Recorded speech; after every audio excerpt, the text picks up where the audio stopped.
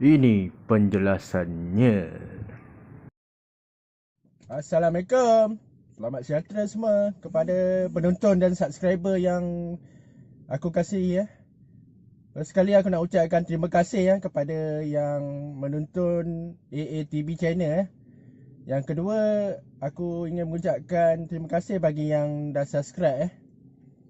Okey, first sekali hari ni video yang aku nak buat pada hari ni adalah tentang 4 perkara utama menyebabkan air sinar ataupun permohonan air sinar kategori 2 gagal ataupun tidak diluluskan.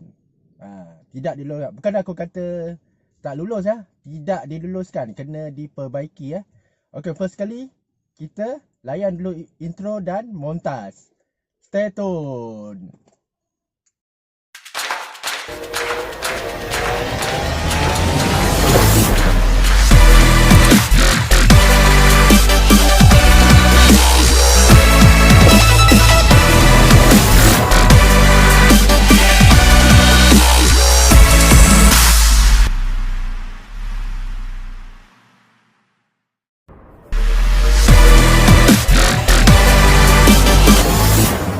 Perkara utama menyebabkan berlakunya kegagalan dalam permohonan air sinar kategori 2. Okey, kita kupaskan pada hari ini ya. Okey, first kali kita nak daripada awal 1, 2, 3, 4 ataupun 4, 3, 2, 1. Pilih yang mana satu. Okey? Pilih yang mana satu, tak kisahlah yang mana satu. Okey, aku akan ceritakan agar pemohon baru ataupun yang masih belum mohon tidak melakukan kesilapan yang sama ataupun yang dah memohon nak memperbaikikan dia punya masalah pun boleh, tak ada masalah. Okey, alright. First kali masalah dia ini bukan, tak adalah kaitan sangat dengan pemohon. Cuma dia merumitkan pemohon yang sedia ada. Okey. Yang pertama adalah berlaku sebab majikan ataupun syarikat tidak memberi kerjasama sepenuhnya kepada pemohon. Contoh, tak nak keluarkan, ada setengah orang tak ada slip gaji. Tak nak keluarkan slip gaji, tak nak cop.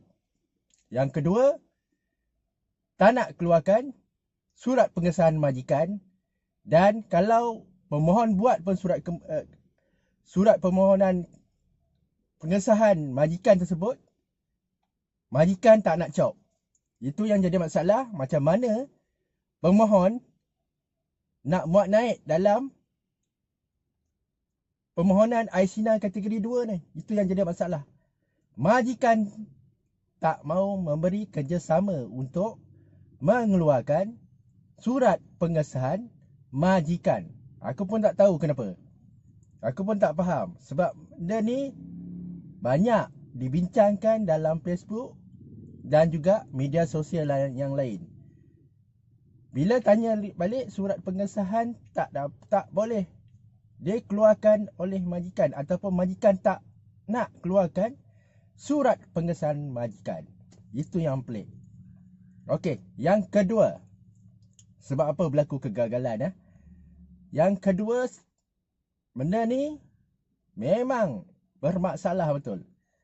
Okey, apabila pihak KWSP membenarkan atau menyuruh ataupun keperluan ataupun kriteria dia adalah kena buat naik seperti slip gaji pengurangan sebelum dan selepas sebelum dan selepas, dan surat pengesahan majikan ataupun bank statement. Betul tak? Okey, ada yang tak cukup muat naik. Contohnya just buat naik saja slip gaji, penyata gaji, tapi tak muat naik surat pengesahan majikan. Tidak upload bank statement. Itu menyebabkan apabila pegawai KWSP cek ataupun tengok kamu punya permohonan, mereka akan reject lah ataupun mereka akan KIV permohonan anda. Itu yang jadi masalah. Okey? Itu yang menjadi masalah. Okey, yang seterusnya, yang ketiga, ini berlaku disebabkan anda memang tak layak Anda memang tak layak mohon iSinar kategori 1, iSinar kategori 2. Tetapi cuba-cuba nak buat. Cuba-cuba nak buat permohonan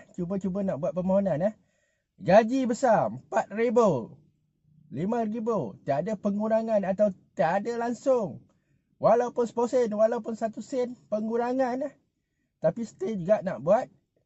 Ini akan berlaku masalah gagal dalam anda punya permohonan Ini menyebabkan anda just dapat intern je lah. Itu pun kalau dapat lah. Mungkin ada dapat, mungkin ada yang tak dapat. Mungkin dan aku dengar pun yang merah pun, yang keluar kod warna merah pun ada yang dapat. Ada yang telah dikongsikan oleh seseorang. Itu pun aku tak tahulah macam mana kan. Boleh lepas kan. Okey, yang seterusnya, yang nombor 4, ada yang paling penting sekali iaitu sikap kita sendiri. Sikap seorang pemohon Sikap seorang pemohon di mana beliau tidak ambil tahu tentang panduan kriteria ataupun tak membaca panduan tersebut Baca panduan tu dengan teliti, jawab soalan yang telah disediakan dengan teliti. Tak nak buat surat pengesahan, tak nak keluarkan bank statement, tak nak check betul-betul. Itu kata sikap lah kan. Kita perbaiki sikap kita sendiri. Okey, itu masalah-masalah. Sebab apa berlaku kegagalan dalam permohonan iSinar kategori anda. 4 Anda kena pastikan. Kalau aku nasihatkan kepada pemohon-pemohon baru lah. Bagi pemohon-pemohon baru yang baru nak memohon, sebab iSinar ni masih lama lagi kan. Lama lagi. Sampai 31 Jun dia punya permohonan. Okay, bagi pemohon-pemohon baru yang masih belum memohon, anda jangan lakukan kesilapan yang sama lah kan. Baca betul-betul panduan, baca betul-betul kriteria, baca betul-betul syarat-syarat dia, dan anda pastikan betul-betul lah baca. Itu yang aku nasihatkan. Okey, aku doakan kepada semua pemohon iSinar kategori 2 aku doakan yang dapat intern 1,000, aku doakan semua lulus dengan cemerlang iSinar kategori 2. Okey, aku berharap korang semua dapat warna hijau. Okey, stay tune dengan channel aku. Kalau suka dengan konten yang aku buat pada hari ini, like, share dan subscribe. Terima kasih. Assalamualaikum.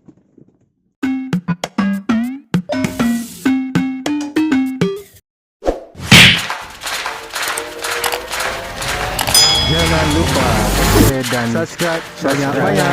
Terima kasih. Assalamualaikum. Terima kasih. Subscribe.